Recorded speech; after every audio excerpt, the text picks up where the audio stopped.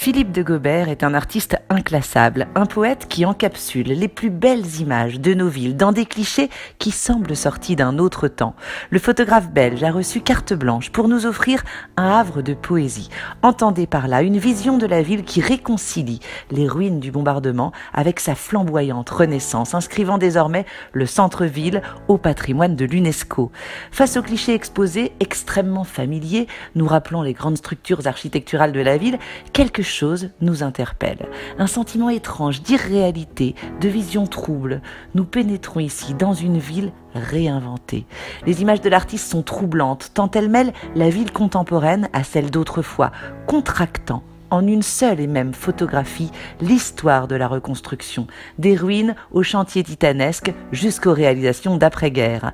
L'artiste décline le noir et blanc traditionnel dans une infinité de nuances brumeuses, laissant émerger çà et là des petites cabanes, des réverbères de fortune, des machines de chantier ou des échafaudages de bâtiments, nous donnant l'impression vraisemblable d'un récit chronologique. Pourtant, il s'agit bien là d'un conte photographique affranchi de la réalité, réinventé, reconstruit de toutes pièces dans l'atelier de l'artiste. Et l'exposition nous offre la chance exceptionnelle de découvrir le procédé créatif de Philippe de Gobert en entrant dans les coulisses de son atelier bruxellois.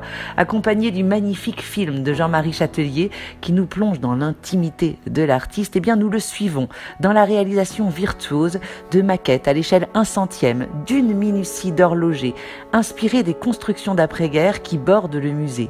La scénographie va d'ailleurs jusqu'à créer un écho entre ces miniatures et leurs modèles grandeur nature qui se laissent découvrir à travers les immenses baies vitrées du musée.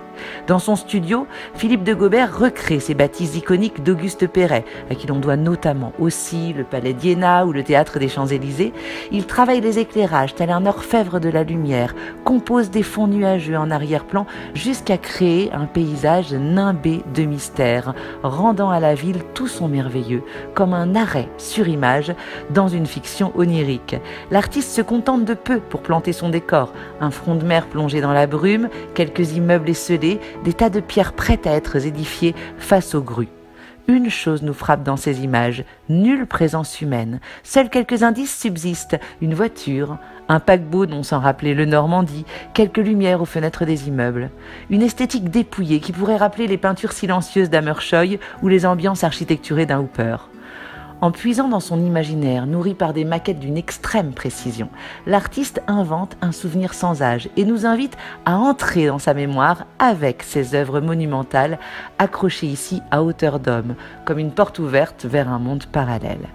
Nous avons l'impression de nous promener dans un rêve éveillé, de nous perdre dans une autre dimension troublante, de découvrir une cité oubliée, un lendemain d'apocalypse, baigné dans une lumière crépusculaire, prête à renaître.